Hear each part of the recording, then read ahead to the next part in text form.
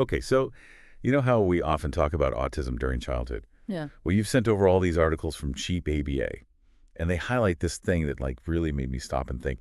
The experience of menstruation for autistic women. It's like this whole other layer of complexity Yeah. that we don't talk about nearly enough. It's so true, and it's such a critical area to explore Yeah. because, these individuals grow up, and adulthood brings on a whole new set of experiences and Right, challenges. and I was like floored by some of these statistics. Like we throw around this figure, 1 in 44 children in the US are diagnosed with autism, which is a lot, Yeah. right? Right. But think about it. That is thousands upon thousands entering adulthood. And for the women in that group, menstruation is a huge part of life. Absolutely, and the articles you shared really highlight just how different of an experience it is. We're not just talking about periods being, slightly worse. Research shows that, like, a staggering 50 to 80% of autistic women report having serious menstrual disorders. Well, wait, hold on. 80%. Yeah. You're telling me that 8 out of 10 autistic women are dealing with intense period pain on top of everything else. Yeah. That has to have such a ripple effect on their lives, Yeah. their work, their relationships, like everything. It's a profound difference. To put it in perspective, only about 40% of women in the general population experience something like dysmenorrhea, which is the medical term for like those really painful periods. Wow. So Uh, we're potentially talking about double the rate of severe period pain. What's going on there? The articles mention sensitivities, right? exactly. Think about it. Over 70% of autistic children experience heightened sensory sensitivities. Now imagine those sensitivities during menstruation. Every cramp, every ache, every change is amplified. Yeah. It's no wonder it's so much more intense and distressing. Like turning the dial up to 11 Mm-hmm. on something that's already painful for most women. Plus, and I know this might seem obvious, but Mm-hmm.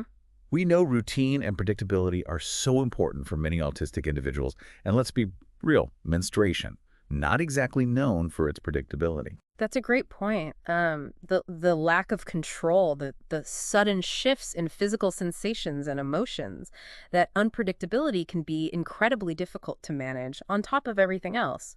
And then there's like the mental health aspect. We can't just talk about the physical experience, Yeah. you know, without acknowledging the emotional roller coaster that comes with it. Right. And that's such a crucial point because we know statistically autistic individuals are already more prone to experiencing things like anxiety and depression. In fact, the articles cited a study that found almost half of all autistic adults will face depression at some point in their lives. Oh. So now add in the hormonal fluctuations of menstruation, and it's like adding fuel to the fire. Wow, almost half.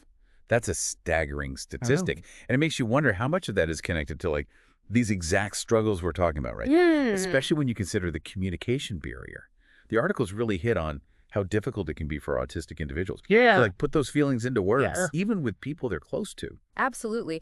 And this is where those communication challenges that we often associate with, autism in childhood can actually have such a huge impact in adulthood. So imagine this. You're experiencing this intense physical and emotional discomfort, but you struggle to clearly articulate what's going on. So how do you advocate for your needs? How do you find relief or even just explain what you're going through to loved ones so they can support you? Right. It's heartbreaking. It really is. And it makes it even more clear why awareness and understanding are so important, not just for the women themselves, but for everyone around them.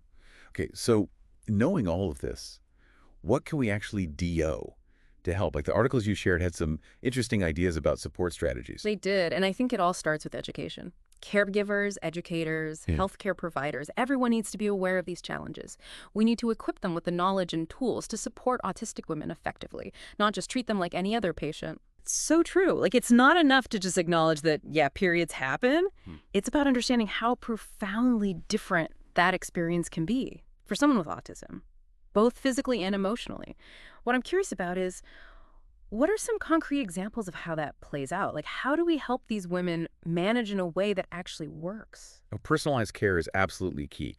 That's something that really stood out to me in these articles.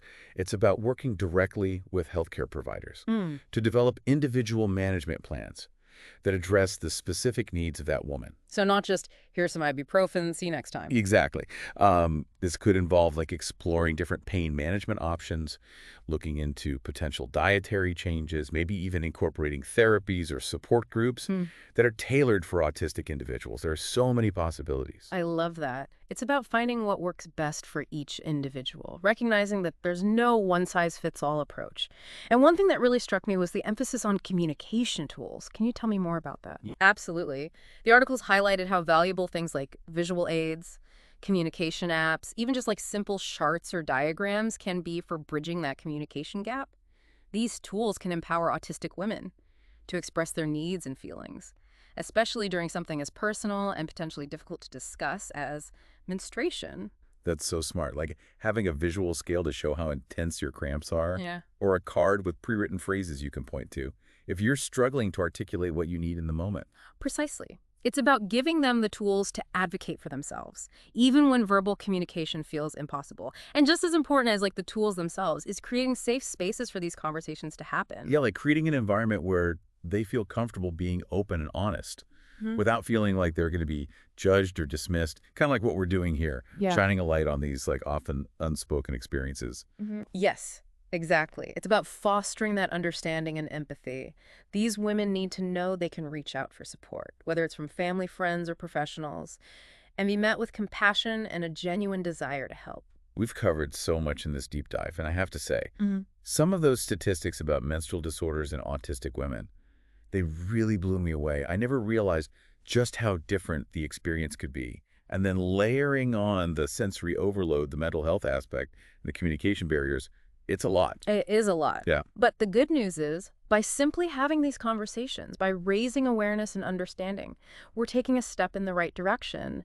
And the concrete strategies we talked about, personalized care plans, communication tools, creating those safe spaces, those are all things we can start implementing today. totally. And it makes you think, if this one aspect of life can be so profoundly impacted by autism, what else are we missing? What other challenges are autistic individuals facing that we're not talking about enough? That's such a powerful question. And for anyone listening, I think that's something to really sit with.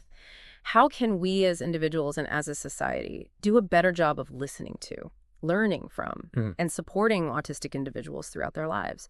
It's not just about awareness, it's about action. It's about creating a world where everyone feels seen, heard, and understood. It's about recognizing that the journey of autism doesn't end in childhood. It continues into adulthood with all of its complexities and triumphs.